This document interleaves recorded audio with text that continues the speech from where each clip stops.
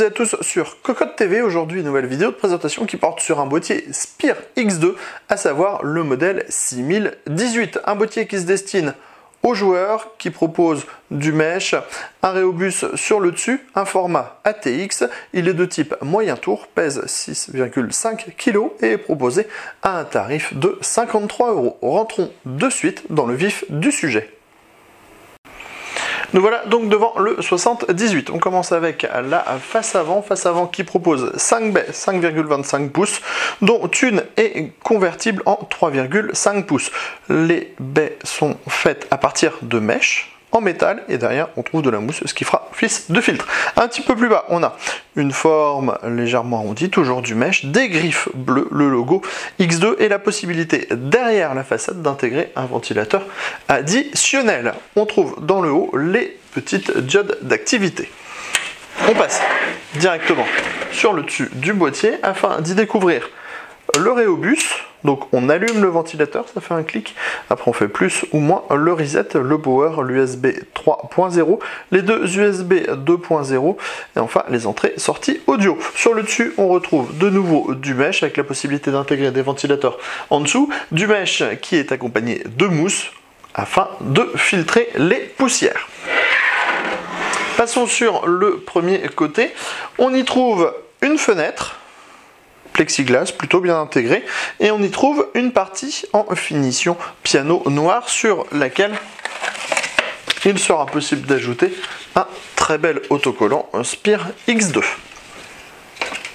Passons de suite à l'arrière où l'on découvre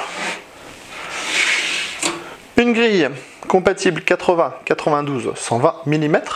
L'emplacement pour la backplate de votre carte mère. On y trouve également 1, 2, 3, 4, 5, 6, 7 slots d'extension qui sont équipés de cache à jouer et on imagine un système de montage automatique. Enfin, on a l'emplacement de l'alimentation dans le bas. L'ouverture des panneaux se fera à l'aide des vis à main.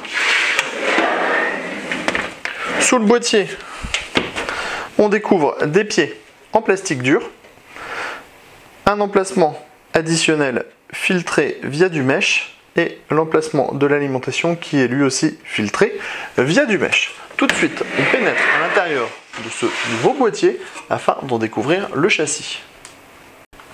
Nous voilà maintenant à l'intérieur de ce 78 par Spire X2. Commençons par le châssis finition noir intégrale, plutôt un bon point. À l'intérieur, on voit qu'on a un accès backplate, par contre pas de passage dans le haut, mis à part ici, donc il sera difficile de passer le câble 8 pins CPU. On trouve ensuite ici une platine qui sert à séparer en fait l'air chaud du CPU, des cartes graphiques, on va dire ça. Comme ça. On a quelques passages pour le câble management et on voit qu'on a une partie qui est pleine derrière puisqu'il y a une platine amovible pour pouvoir cacher les câbles derrière le plateau de la carte mère. C'est pas une mauvaise idée en soi.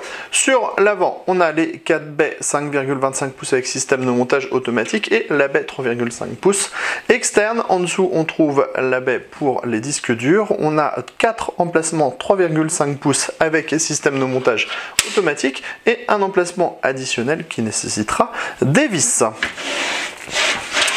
Dans le haut, si vous le voyez, on a deux emplacements en 120 à 140 mm. Par contre, on ne pourra pas mettre de radiateur de water cooling, les anthrax ne sont pas bons.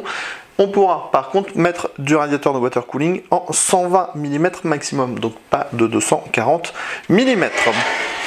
À l'arrière, on le voit, la grille en 120 mm, pas de ventilateur livré avec le boîtier, deux passe-cloisons.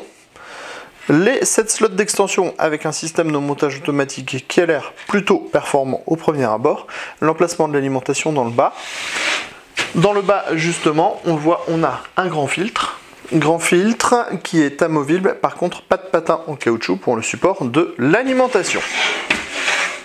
On finit derrière avec le système de goulotte de platine amovible. Vous voyez, on retire la vis, ça s'ouvre, on passe les câbles derrière. On referme, pourquoi pas, on demande à voir. On vous proposera très prochainement un article complet sur ce boîtier. Sur ce, on vous donne rendez-vous très prochainement sur Cocotte TV.